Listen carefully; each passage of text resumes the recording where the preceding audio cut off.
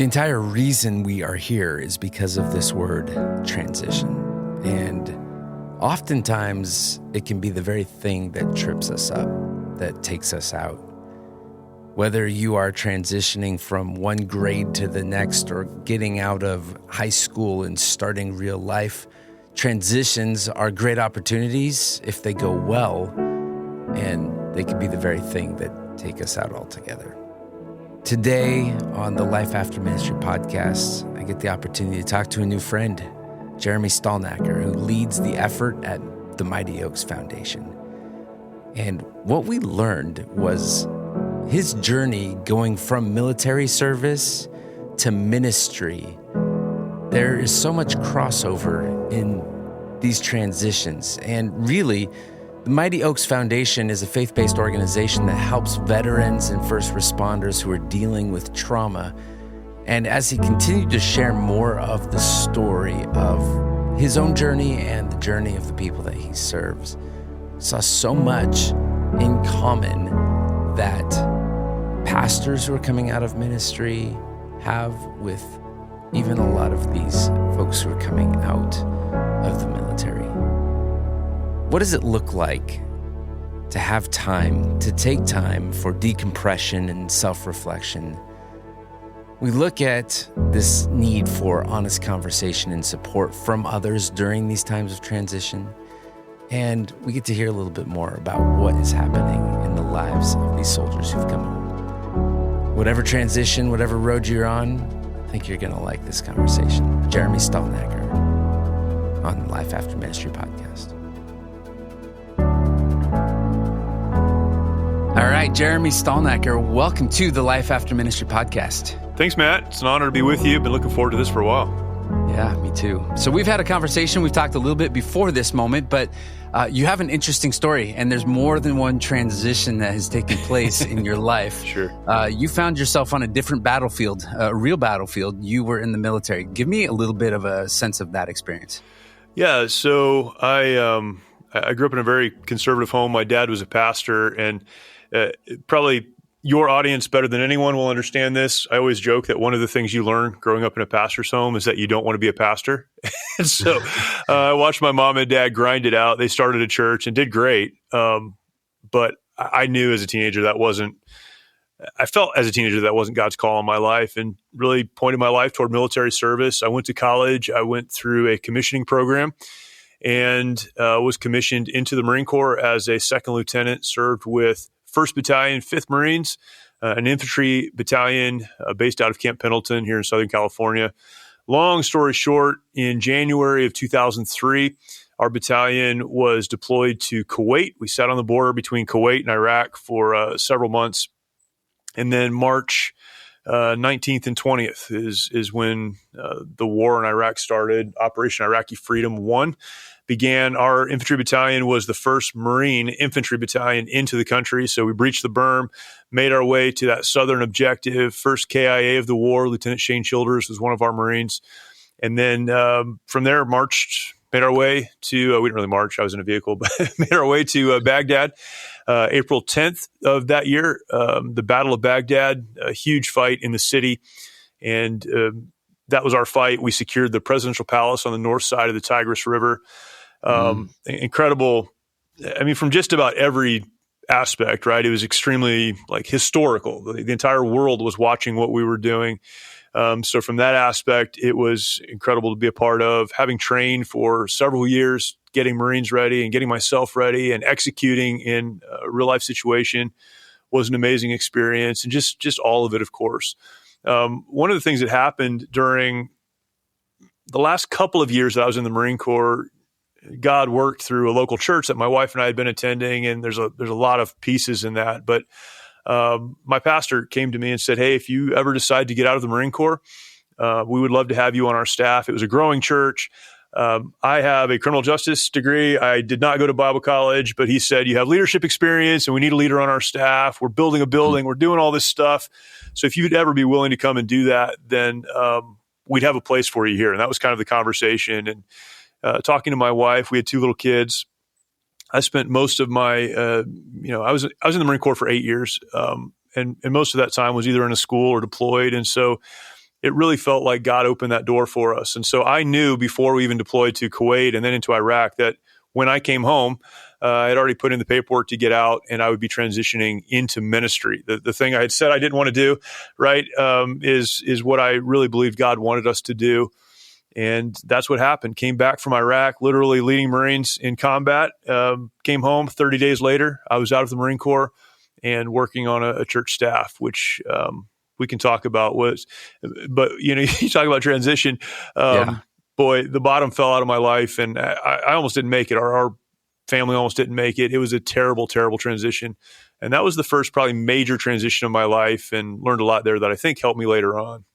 Yeah. So was the difficulty in that transition going from military into ministry, was the difficulty in what you were coming from or what you went into? I think I was not prepared for what I was going into. And it's funny because I grew up in a pastor's home. I was around church, my entire life. But it was coming out of this, we'll say job, right? But it really wasn't a job. It was an identity that I had pointed my entire life toward. If we went back, people ask, when did you decide that you were going to be a Marine? I don't know the day, but I know I was like 11 or 12 years old when really that's when I started pointing my life toward that. Talked to my dad, the pastor, when I was 14 about enlisting in the Marine Corps. And he said, well, you need to go to college first, right? So everything about my life from the time I was an early teen into the Marine Corps was about the Marine Corps and about military service. I went to officer candidate school when I was 18. I was in college and went through that process while I was in college. So my entire identity was wrapped up in that job. And then for an infantry Marine, kind of the pinnacle, like the top of the mountain is serving in combat. And not only did I have the opportunity to serve in combat, I went with a unit that I had trained with for 2 years, which is a long time. So I knew these Marines really well. And it wasn't just go to combat. It was, and this has a lot wrapped up in this phrase, but it was invading a country, right? Like this is a historic moment. This is something people will talk about until Jesus comes back. This happened, and we were a part of that. And so everything I had ever wanted to be a part of, I had done. Even leaving the Marine Corps now, I had these officers, these high-ranking officers that I respected coming to me saying, look, we need junior officers with combat experience. We need you to stay in. I had an experience where I had already turned in my paperwork to get out. I had someone who was very influential in my life who was a colonel at the time. He called me into his little makeshift office in Iraq, pushed a set of orders across the desk and said, I know you put your paperwork in to get out. I had that pulled back. I got you orders. And when I get back, I'm going to this place and you're going to go with me. So I was in every way in the place that I had always dreamed of since I was a little kid. And then 30 days later, we get home. Our unit goes on vacation. So there was no like big goodbye or anything. It was, they went on leave because they're coming back. I literally put my paperwork on the desk in the little admin office, walked out, hung my uniform up, and having felt very important and very significant and very engaged, I was now on a church staff where those guys had no concept of what my life had been like, nor should they have. But I'm trying to wrangle volunteers. I'm trying to get things done that are, I always say it's like the contrast between leading Marines in combat one day and trying to get volunteers to clean the bathroom on Saturday night, the next. And so I don't know. I think there was some trauma probably wrapped up in that combat trauma, just no decompression time, which we talk a lot about now. No one was talking about combat trauma in 2003. That wasn't even a conversation we were having. It was an identity issue, and it led into so many other big problems in my life. You wish you took more time in that transition? I wish I had taken more time. It would have helped to sit down with someone else that had gone through that transition, which, when you and I talked a couple months ago, I think what you're doing is so important for so many reasons, but one of the big reasons is because we need guides who have already been down this road to help us make these transitions. And it's the same with the military. I was excited to get on to the next stage of my life, and I didn't realize I needed time.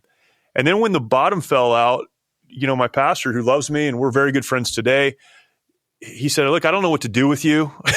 But there was no concept of you need time between these events, right? It was just, now you're engaged in this other thing. I didn't take a vacation. I didn't take time off when I came back from Iraq. I didn't really spend time with my wife and kids, a couple days. And I got right back into a job that was, his ministry. And so it was busy and overwhelming. What was the transition like from, obviously I think we know when you're in the military, there's a mission and there's an intensity about the mission and it's life and death. And there's a parallel to that should be there, that should exist in the church, that we should be living on mission, right? That we've been called and Jesus has sent us out into the spiritual battlefield. But was there this you went from such an intense mission to it felt like that mission was just lacking in the church? The mission was clear, and our pastor, an incredible leader, he did a very good job of casting the mission. What I did not feel like existed was any sense of intensity or passion for the mission, right? It was clear, and particularly dealing with other staff members. Again, I joke about this, but in the infantry world, if you have a problem with a coworker, you shut the door, you scream at each other, and somebody comes out the winner, right? Well, I tried to do that in church staff meetings, and I got thrown out of church staff meetings. I couldn't calibrate. I couldn't figure out how I'm even supposed to get things done, or why you're not in a bigger hurry to execute this thing. And that became so frustrating for me that I became, from frustration to anger to just a problem, to the point that 11 months later, my pastor called me into his office, said, "I don't know what to do with you, but this is not working. And you either need to go or you need to quickly figure out how to fix yourself." And, conversations have changed a lot in 20 years. But at that time, I think he was frustrated as well. He loved us, but didn't know what to do with us.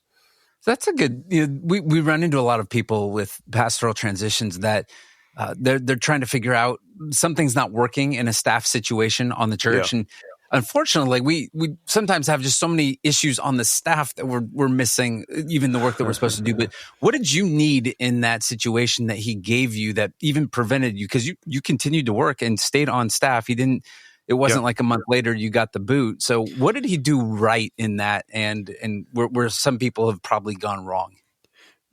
So it was this bad, right? I was disruptive at work. I just wasn't helpful. But at home, I was throwing things. I was, screaming at my wife and kids. The fact that my wife stayed with me through that time is a testimony to the grace of God and her love for God, right? Her love for our family, but her love for God. She stayed in it. So that was my situation. And yet in the middle of that, whether it was on the church staff, doing work at church or at home, I blamed everyone else in the world for what I was feeling, what I was experiencing, what I was doing. And what he did for me in that moment, and he was the first person, I'd been going through this transition for a year. He was the first person who, kindly and lovingly, but firmly got in my face and said, "There's a problem and it's you. We're here to help you. I love you. I want to help you. I just don't know how. And you're going to have to help me figure that out. I will if you want me to, or you can choose to go somewhere else and I'll help you do that too." But he was the first person that really confronted me with the reality that maybe there are reasons for the way that you're behaving, but those reasons are not excuses. You can't justify the type of behavior that you're, exhibiting, living through right now. And so that was the first confrontation. That was that conversation. And then he said, "And I want you to take the next week, just you and your wife, find a place to drop your kids off," which we did, and take a week, go somewhere and figure this out. Now, if that had happened on the front end of this, it would have fixed a lot, I think, for us. But it didn't, and that's what happened. So he said, "I'm here to help you, but you're the problem. You need to go figure this out. Then come back and let's sit down again and see if we have more clarity around this." So from him, that was the first confrontation. That led to conversations with my wife where she was able to not just defend, but confront my behavior. And then, some other men in the church. There was a deacon in our church, and we're still friends. He's probably 30 years older than me, and he was, obviously much older than me then. And I'm 6'3", he's probably 5'5". I remember one day he pulled me aside and was like, "Look, you got to stop this. What you're doing is not okay." And again, lovingly confronting me. And that was what set me on the right path. And there were a lot of things that happened after that were very helpful, but that's what set me on the right path, was somebody putting up the stop sign and saying, "We can't go this way anymore." I wonder if more honesty would create less transition. It almost seems like if there was an equation to keeping you in, and maybe you have to be able to be in a place of receiving that Yeah. or feeling the fear of what if I don't actually change things up, but that there was this balance of truth and grace that you were able to receive. Yeah. I mean, if that had not happened, a leader who maybe either is unwilling to engage in conflict or have honest conversations, what they would do in that situation is just let me go, right? Or let that staff member go. Yeah. And that would be the easy thing to do. And this is something I've always appreciated about my pastor. Again, we're very good friends today. I'm not on that church staff anymore, but we attend that church. I'm very involved there. And I can look back 21 years and understand he didn't know what to do, but I know he loved me because he was willing to have that conversation. But not just willing to have it and say, and you need to go somewhere else, but willing to have it and say, I'm here to help, but you have to let me help you if we have any hope of moving forward together. That honest conversation probably took what would have been maybe I wouldn't have transitioned through it, I don't know, but a much, much longer transition and brought it into a place where we could actually start working to move forward. It's good. I'm already realizing that there's more story in here than we have time for. So we're going to jump through some of the parts of your life. You went from that position and eventually became a senior pastor and led a ministry there. And that transition, did that go well? This is where, I'd say my transition out of the Marine Corps took a year. My wife sincerely says it took about 10 years. I think my transition from associate pastor to senior pastor was a good one. I went to a small church that really needed someone, and so that was a great situation for us. But there was a lot of personal growth that took place in that. One of the things about particularly pastoral ministry is that it exposes you for who you are, and whether you acknowledge that to others or not, you feel that. And I think some of the unresolved stuff I had up to that point was really revealed in that, insecurities and fears and those kind of things. But that was a place that God used in my life and in our family's life to heal those things. And so I think that was a great transition. Part of what made that a great transition, and this is all I'll say here, is my connection to the church that I came from. And that pastor who was willing to help me. I mean, I called him probably every day for 2 years, even after I left that church. And so it wasn't one of those, well, we'll see you. It was, there was a real partnership there, and that really helped me get through that. Yeah. Eugene Peterson says that every pastor needs a theologian, but I think every pastor also needs another pastor. That's right. Yep. Yeah. So you make a decision. You are no longer a senior pastor in a church setting right now today. What was the catalyst that brought you out, and how did this next transition from being the senior pastor, senior leader of this church to what you're doing today? How did that happen? Yeah, there was part of me moving forward early in that transition into ministry was kind of walking away from the Marine Corps. And for me, what that meant practically was I didn't stay connected to anyone that I served with. I just couldn't do it. I kept looking over my shoulder thinking, what if, and having very unhealthy thoughts. And so part of my transition was just moving forward. About 10 years after that, so now I'm pastoring a church. 10 years have transpired between when I left the Marine Corps. One of the guys I served with reached out to me through social media. He found me on social media, said, hey, I met this guy. He's starting this program called Mighty Oaks, which is who I work for now. It was just getting started. And he said, hey, this guy's starting this program. He's having a hard time getting anyone to attend. And so he said that some of us from the old platoon could come to one of these programs. And this is the very first one. And he's trying to get it going and wants to see what it's all about. So we'll kind of be the guinea pigs. Would you be willing to come and do that? And I said, yeah, that'd be great.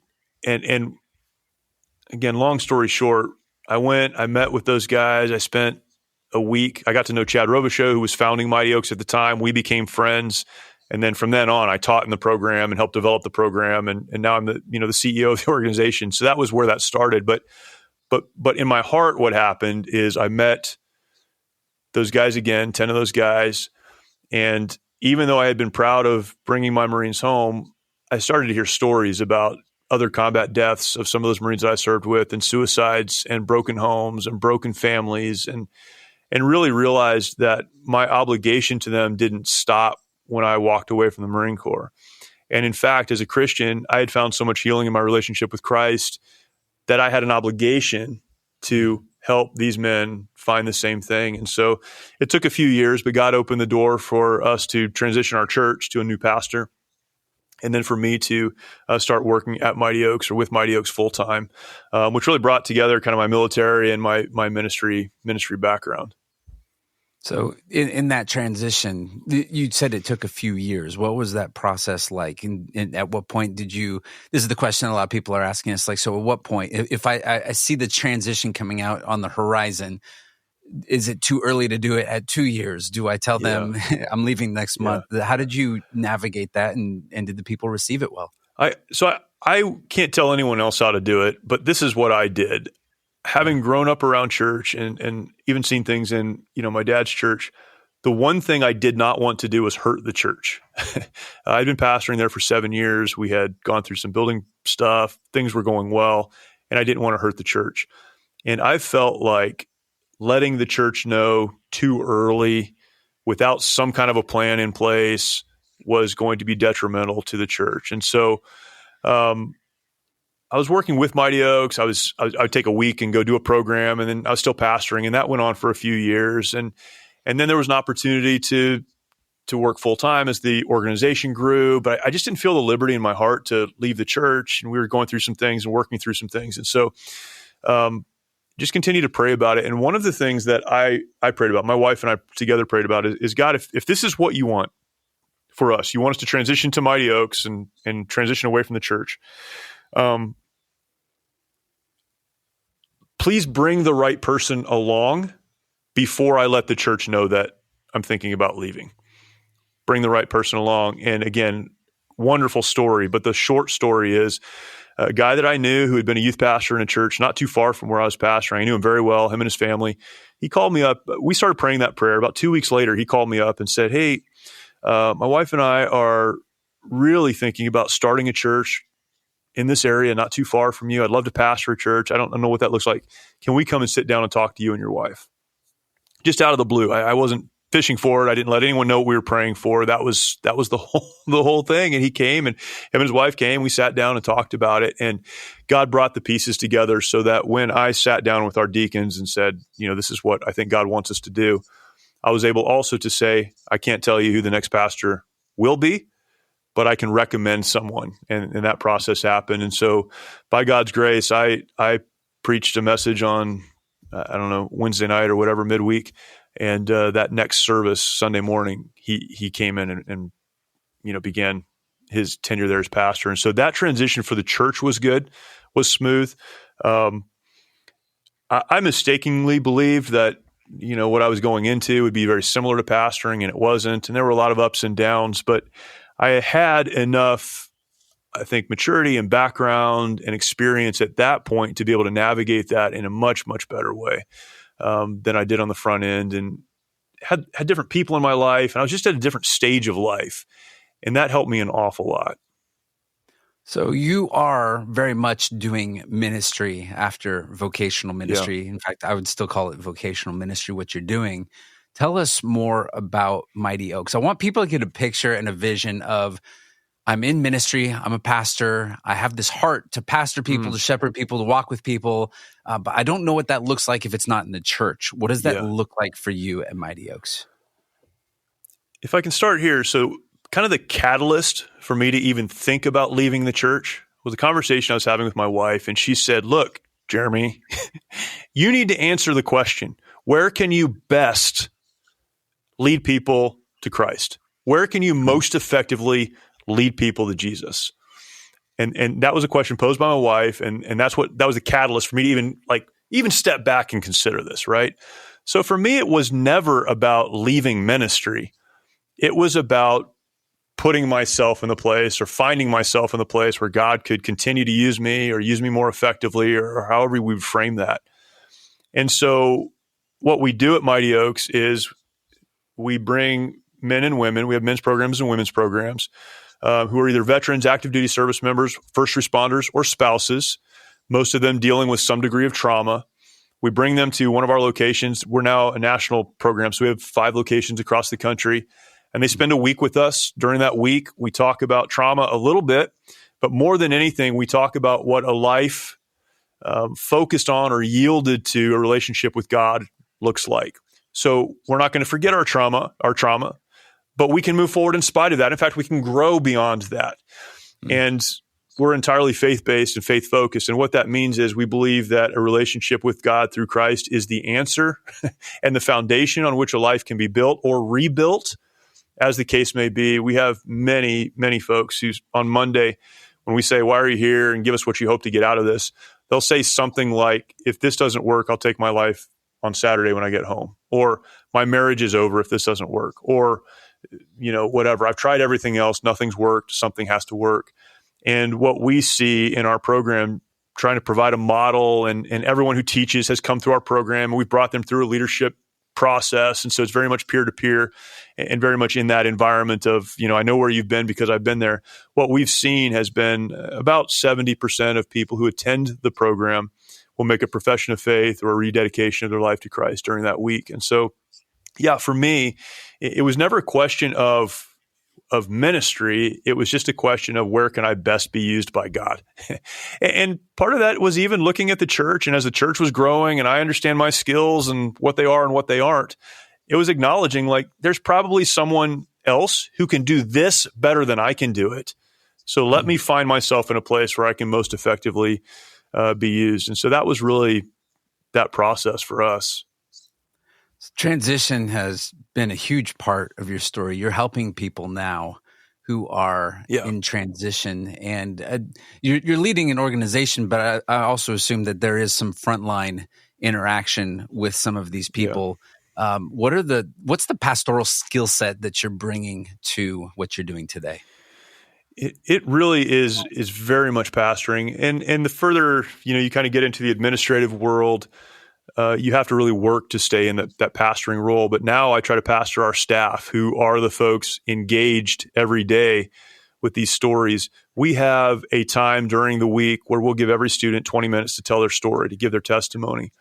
And what that means is if you're working in our program over time, you've heard hundreds of very, very difficult, very broken stories. And hopefully there's a renewed by Christ in that. But you need to be ministered to as well as the one who's leading those programs. And so I do my best to lead our staff, to pastor our staff. And what I do is not pastoring and in the classic church sense. I understand that, but in a lot of ways it feels very similar now. There's a lot of administration that needs to be done, but there is very much shepherding our staff. And so working through that, and then providing the resources, the biblical counselors and others who can help those students that come through our program. And we make a commitment to be with them as long as they'll allow us to be after the program. And so there's still a lot of connection even after that 5 days. So I was in California last week, and that's the place where I was a pastor, and ran into some old folks that I used to hang out with back in the day. And they said, Pastor Matt, and I did a double take. It caught me off guard because that's not the world I'm living in anymore. Yeah. But did you ever shed the title? Is that still a part of you? Do you carry that with you? What's that word mean to you today? Yeah, it's funny you say that. There are still, now we have kids who grew up in our church that, I've done weddings for these kids, having not been their pastor for a long time, right? And so there's still some people in my life that will refer to me as pastor, and they can't not do that. I think pastor to me now, it's not a title or a name. It's a role. It's a shepherding role. And I do believe that the gifts and calling of God are without repentance. I believe God gives us those gifts, those skills, those opportunities. And regardless of what happens in our life, if we're willing to yield to Him, He will continue to use those, and maybe in a different capacity, in a different way. Where God's using those in my life right now without that title is very different than it was, 15 years ago. But what I'm doing on a day-to-day basis, man, it's so much pastoring. And I don't know. I think that title, like even senior pastor, right? We break all that stuff down. Like that all used to mean something to me, and it just doesn't mean that much anymore. I think we should respect pastors, but just do the work and be thankful that the calling of God is on your life, and that God allows you to do that work. And I think that's where I've settled in my life now, is I really just want to be what God wants me to be and do what God wants me to do wherever he places me. And it's taken me a long time to get here, but that's kind of where I sit. Yeah, I think that idea of that was the role, because I think when you start dividing it out into the senior pastor, associate, assistant pastor, right. It becomes more about who you are rather than what you do. That's right. And that is the ultimate trap, I think, for the ministry context, is that it becomes this identification piece for us rather than a mobilization piece for us. Yep, so that's I it. Totally get it. Yeah. Mighty Oaks, great program. If people want to connect with you and what you're doing there, they're listening to this and saying, like, I have some more questions, or I know somebody who actually needs this program. Where do they go to find out what's next? Yeah, the very best place is just our website, mightyoaksprograms.org, mightyoaksprograms.org. And you can apply for a program. It doesn't cost anything. We cover the cost even of travel to get there. So it doesn't cost anything. Other resources and opportunities to support there as well. That's great. Jeremy, thank you for coming on. Thanks for being on the Life After Ministry podcast, sharing your story. Yeah, thank you, Matt. Really appreciate it. Well, thank you, Jeremy Stalnecker, for the conversation, for a breath of fresh air and some honesty. You know, there's always going to be somebody that we know who is on what we call the struggle bus. It's just not easy in this season, and we have hope. It's not always going to be this way, but we really sometimes just need somebody to come alongside us and walk with us for a period of time. And that's been our heart from the very beginning of the work that we get to do at Pastoral Transitions. If you know somebody who is coming out of ministry, if you are a decision maker in a church or a nonprofit, anywhere in the kingdom, and you need to make some moves and it's hard, that's the space that we like to step into, is to walk with you as you make those decisions so that we can help mitigate some of those damages, so that we don't have all of these leaders who are serving Jesus faithfully in ministry and coming out trying to figure out what's next. We'd love to talk to you. You can reach out to us at talk@pastoraltransitions.com. If you feel led and you know pastors and people who've struggled and you want to say, I want to help them, I want their next season to be a better season, those are the people that are calling us every day of the week and saying we need help, and we want to be able to give those resources to them. So join us in that journey. We invite you. You can go to our website, pastoraltransitions.com, and you can hit the donate button. Join us in all of this. Thank you for listening. Until next time, be blessed.